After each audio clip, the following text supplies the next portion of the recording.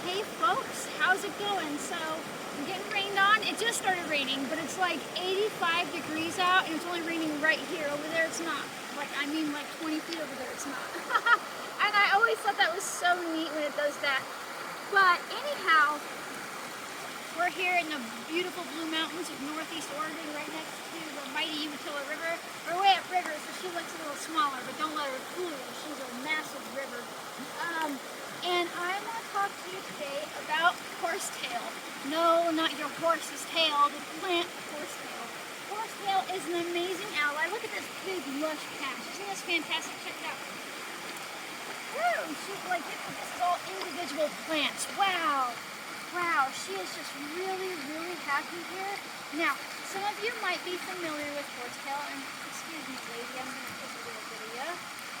One singular gal here. Let me sit my bony ass on these rocks. Oh, that's actually really hot from the sun. Like 5 minutes ago, it was like so sunny. I'm like, I don't know if I can stand there and do that video, so I'm gonna hope the clouds hold so I don't, burst into flames. So horsetail. A lot of you might be familiar, but again, those of you who aren't, she is fantastic for supporting kidney function. If you've got like bladder infections, kidney stones, incontinence, did I say that right? I think it is. If you piss yourself in the night or whatever is causing it, no judgment. I've got a mom bladder. Every time I sneeze, I'm like, come on, come on. Oh, I peed myself when I sneeze. But she is really fantastic for strengthening the bladder. And she's all in all really good for being a natural diuretic. That means she makes you pee more. That is kind of how she's helping with kidney infections, right? Because we're flushing that bacteria out. But also because she does that, she's a natural diuretic. So if you've got like edema, like water retention, and it could be from anything from your kidneys aren't happy to you don't have enough, or you have too much salt in your diet. It's not enough usually, is the opposite way. Or like you just really, really need to get that water tension down and out of your body and you're bloated, anything like that, she's fantastic. But did you also know that she is amazing for hair health, right? You take this lady, you cure her or dry her, and you can check out how to cure herbs on my YouTube channel if you're watching on Instagram, or if you're on YouTube, just, dig through there because it's different than drying. But anyhow, you make an oil infusion, or you can boil it and make a hair rinse. And that silica is really going to help to strengthen your hair, give you good shine, get rid of those split ends, and really support natural follicle health, which is ultimately how your hair is healthy. If your follicles aren't happy, your hair isn't happy, right? Now, when it comes to internal use, it's important to know that because she can make you pee a lot, she has the potential to push too much potassium out of your body. So this is one of those allies, if you're making a tea or a tincture, that you need to not use her for more than like 2 or 3 days in a row, right? Like give yourself a break. But there's a lot of herbs, and most herbs are like that, even if they're safe for daily use. Consider giving your body a break. 2 or 3 days, a day or two off, 2 or 3 days. But with this one, I also like to say, make sure that you're eating foods that have a good amount of potassium, things like dates and bananas and just all those kind of things. But on a note about internal use, now if you are going to make a tea out of her, check it out. I want you to find these itty bitty little babies. I want you to find these little ladies because these ones have far less silica in them, because what can actually happen if you get these really big ones, like up here, if you get these really big ones, they have a lot more silica in them, right? Because they've had more time to grow and they're pulling that silica out of the soil, right? And what happens is you drink that silica, and a lot of people are like, oh, it just passes through. I'm like, yeah, but it passes through your bladder too, because she's really microscopic. And it can be harmful if you've got something like kidney disease. And generally, if you're going to consume her in that way, you want to consume her when she's pretty small. But if you come across a big patch and you're worried about your kidneys and you don't want to chance that silica, that's okay. Make a tincture out of her, right? The tincture isn't really going to extract any real amount of the silica. A lot of people don't realize that.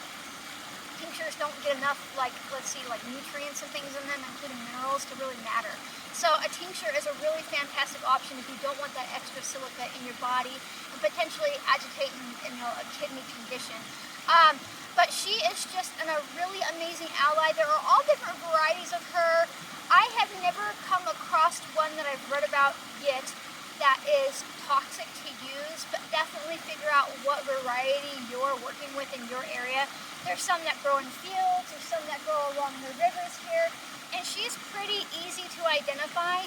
Typically, I'm not working with the horsetail that you would call like bald horsetail, where it, like I think there was some going over there where it's like it's just a big stalk that doesn't have the leaf on it. You really, really want the leaf on her.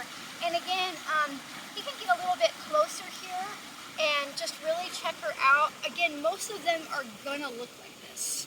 She's gonna look like this. And most varieties are gonna look like this. Now, if you find a stand, again, that's bald, meaning it doesn't have these hairs, I don't typically work with those.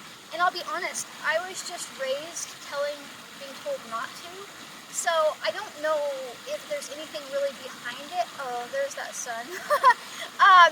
But I just, I respect what I was taught by, my grandmothers, so I just don't work with the bald ones. And honestly, I've never really dug into it. I probably could dig into it further, but so the most important thing to know is that you are absolutely smart enough to get out here. Go walk along your river in a marshy field. She typically likes to grow in places that are relatively warm. I would avoid gathering her from like roadside ditches. She likes to grow there because that's where water pools, right?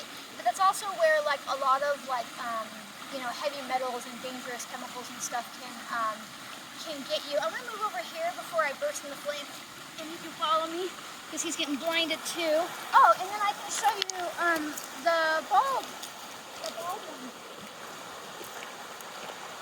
So let's walk right over here in the shade.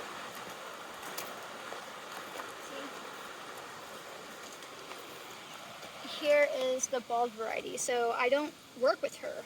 I work with her, right?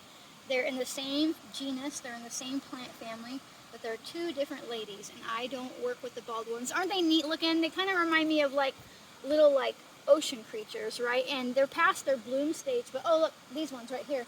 They have like this really neat tip on the top of them, right? And I just think that's pretty neat. But all in all, the most important thing, and I already said this, but I'm gonna say it again because it's absolutely true, you are smart enough to do this. Get out here, be curious, look at your environment, what's around you, learn one plant at a time, and before you know it, you will know so much information that helps you take your health back into your own hands, and you won't really have to pay thousands of dollars to do that. You don't have to take a class, you don't have to do any of that stuff. If you want to be self-taught, that is beautiful, and you're just completely capable of doing it. So, if you like my videos, make sure to like, comment, subscribe, and share. Sharing is really important because it helps other people learn that they're smart enough too. If you're watching me on YouTube, come find me on Instagram. If you're watching me on Instagram, come find me on YouTube.